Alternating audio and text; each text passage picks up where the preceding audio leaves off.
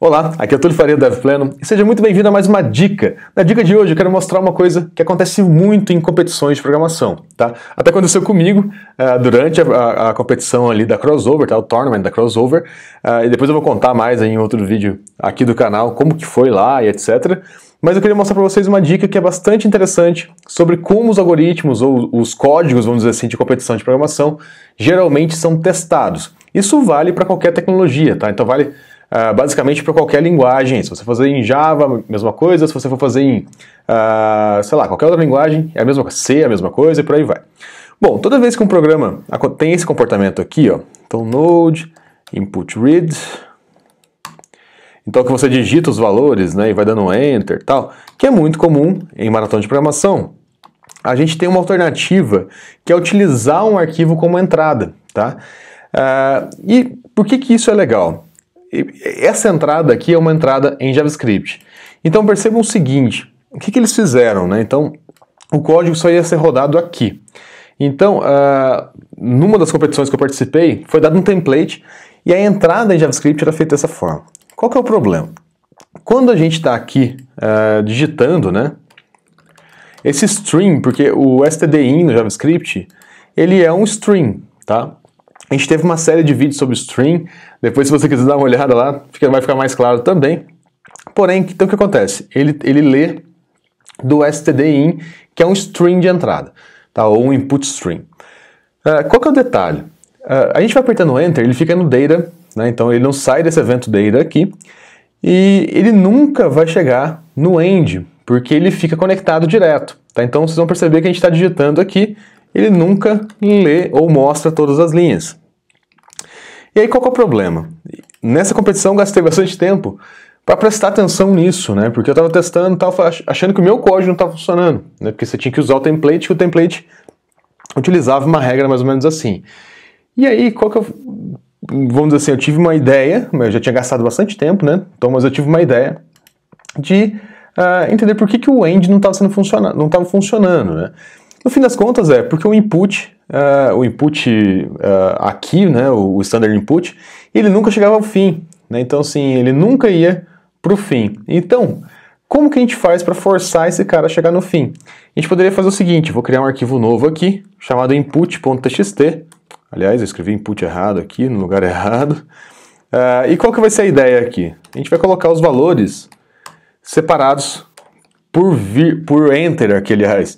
Tá, então, imagina o seguinte, você digitou o primeiro valor, deu um enter, segundo valor deu um enter, terceiro valor deu um enter. E aí, na hora de executar isso, o que a gente vai fazer? Ó? A gente vai colocar node input read, que é o que a gente quer, input read, e a gente vai utilizar a setinha para dentro, né? Então, apontando para cá. Então, o que tiver aqui a gente vai jogar dentro desse cara. E aí, input.txt, que eu acabei de salvar. Reparem agora que saiu direitinho cada linha, né? Olha a lógica que eu fiz aqui. Eu peguei, a cada linha eu vou salvando dentro do input stdin e depois eu quebro ele no /n, que é cada linha. E aí eu dou um console log nas linhas e eles estão todas separadinhas aqui dentro do vetor, tá? Então, por que isso funcionou com o arquivo, mas não funcionou com o teclado? Porque o end nunca vai ser chamado, né? Então, o end, quando você chega no final do arquivo, ele chega no final do string, né? Porque aqui você fez um pipe no string jogando para dentro do input read. Uma outra coisa que é interessante, a gente pode também fazer o contrário, fazer a saída desse cara e ir para algum lugar. Output.txt. E olha só, não saiu nada aqui, se a gente ver o que tem dentro de output, tá a saída que é sair na tela. Então a gente consegue trabalhar com o stdin e o stdout utilizando somente setinhas, tá? Por que isso é importante? A correção do exercício geralmente é feita assim, tá? Então ele tem uma entrada de testes que ele faz com a setinha, ele vai rodar o teu algoritmo com a setinha, então ele vai jogar aqui as entradas, ele vai mandar essa saída sair para um arquivo que ele vai definir, e aí ele vai comparar esse arquivo com o arquivo que ele tem, que é o gabarito, tá? Então é isso que vai definir se o seu exercício está certo ou não. Então a dica para esse vídeo é exatamente isso. Você pode utilizar a setinha aqui e jogar um arquivo de testes de entrada, tá? Então, simulando aí a entrada do usuário. E você pode também utilizar a setinha para lá, né? Então maior, para jogar a saída dessa execução do script para um arquivo de saída, tá? Então, e aí você pode comparar com a resposta lá do sistema que o pessoal está utilizando. A outra dica que é muito importante, tá? Vocês perceberam que aqui a saída, ó, ela não tem um enter no final, tá? Muita gente esquece isso, tá? E principalmente maratona de programação, o pessoal fala que termina com um enter vazio, ou não, tá? Então, assim, eles vão te mostrar, eles vão te falar no exercício como que termina. Então, se você pegar o arquivo output aqui, fica muito mais fácil de você ver como foi a saída, tá? Porque vai ficar óbvio para você se ficou um enter ou não na saída, tá? E também você pode evitar esse tipo de problema que eu tive aqui. Quando você pega um problema, que ele já tem um template, tá? Então ele já tem uma cara que você tem que seguir, e você tem que injetar seu código. No meu caso, ele injetar o código bem aqui, e nunca chegava porque o end não chegava. Então quando você usa um arquivo como entrada, o end chega, e aí você conseguiria executar o algoritmo, tá?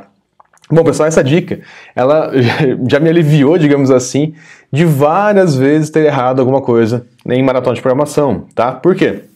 Eu faço uma vez só os meus casos de teste, coloco no arquivo de entrada e sempre utilizo os mesmos, tá? Então fica muito mais rápido, é só apertar para cima que eu já consigo executar de novo, né? Então se eu quisesse rodar esse cara aqui de novo, é só apertar para cima que ele já executa, tá? Então faço uma alteração para cima, enter, eu não preciso ficar entrando toda hora e digitando as entradas de novo, apesar que, além de, as entradas podem ser muito grandes, tá? Então essa é a dica de hoje, tá? Se você vê que o seu código tem, o código template seu tem algo nesse sentido, a entrada com arquivo vai te ajudar, ou se você quer agilizar aí na hora de desenvolver e de aplicar para essas provas de competição, tá? É uma boa aí utilizar tanto a setinha para dentro, né, quanto a setinha para fora. É uma boa, tá bom? Bom, pessoal, essa é a dica de hoje. Se você gostou, curte o vídeo aqui para chegar mais gente, dá uma comentada, fala o que você achou do vídeo. Se inscreve no canal se você não é inscrito ainda, clica no sininho para ser notificado, vai lá no facebook.com/devpleno, curte a gente lá, pede para receber os conteúdos primeiro, vai em devpleno.com, deixe o seu e-mail para você receber os nossos resumos semanais e todas as novidades que acontecem por aqui, e eu vejo você no próximo vídeo. Até lá!